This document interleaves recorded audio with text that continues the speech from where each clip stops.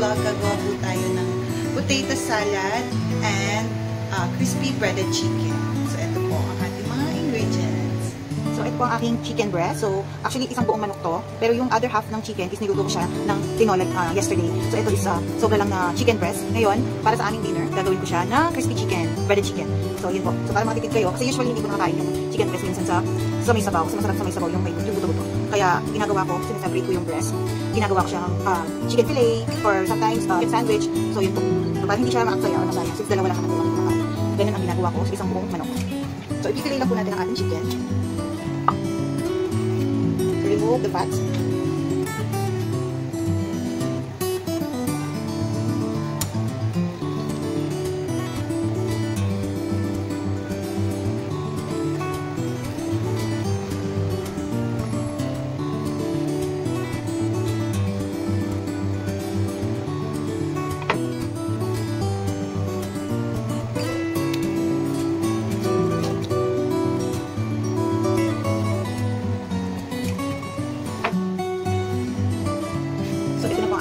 I-marinate po natin siya for 1 to 2 hours with lemon and salt lang.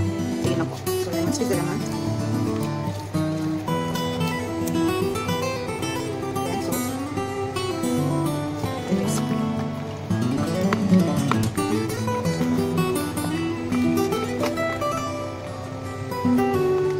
Sa ating potato salad, ang ating mga ingredients for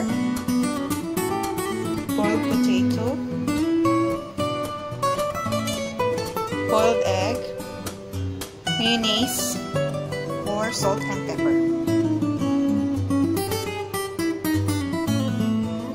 So, minix lang po natin lahat ng ating mga ingredients. So, potato,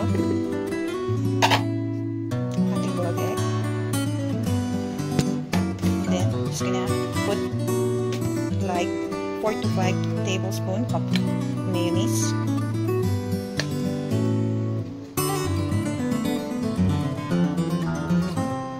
Of course, our salt and pepper.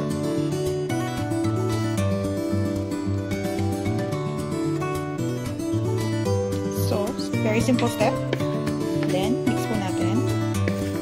Maayos. Make sure na na-blend po lahat ng ingredients. So, there you go. So, yan po ang ating potato salad. And, we're gonna chill it while I'm doing our para sa ating crispy breaded chicken.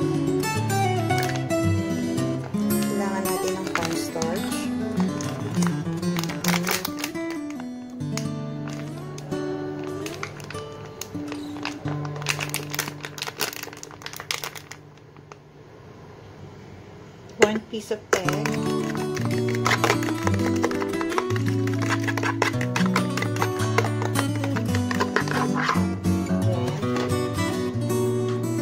breadcrumbs.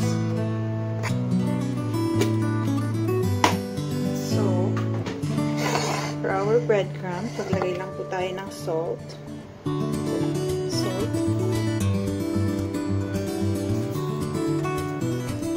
Pepper,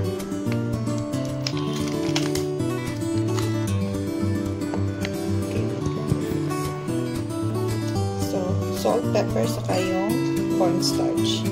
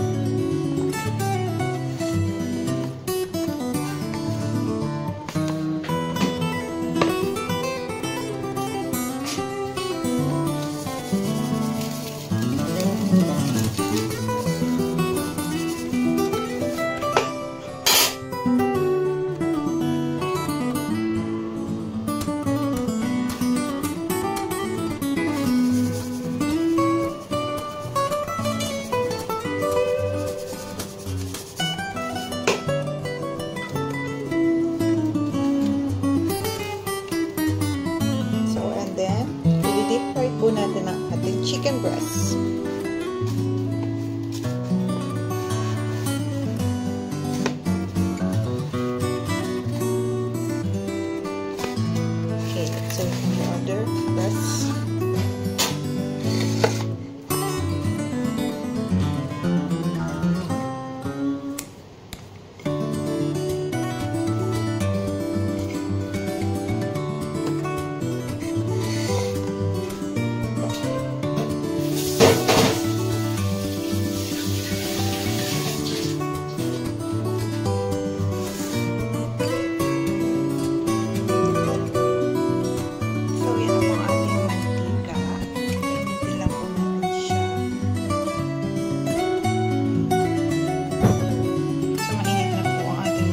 Ilalagay na po natin ang ating chicken breast.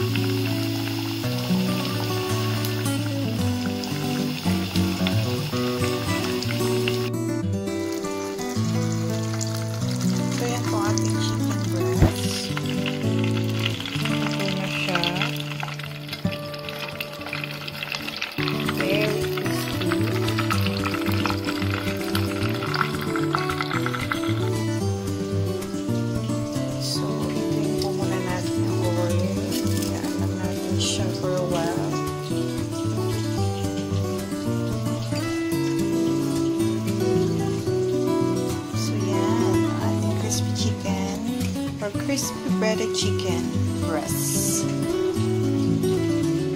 Very crispy.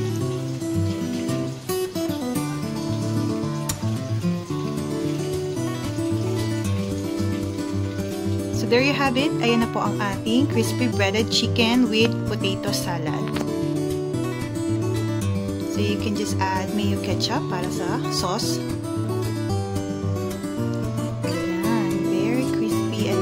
Yummy ang ating chicken breast. So, para sa mga nagda-diet, this is healthy. So, chicken breast and potato salad. So, don't forget to subscribe my channel and like this video. Thank you so much for watching. See you again next time on my next video.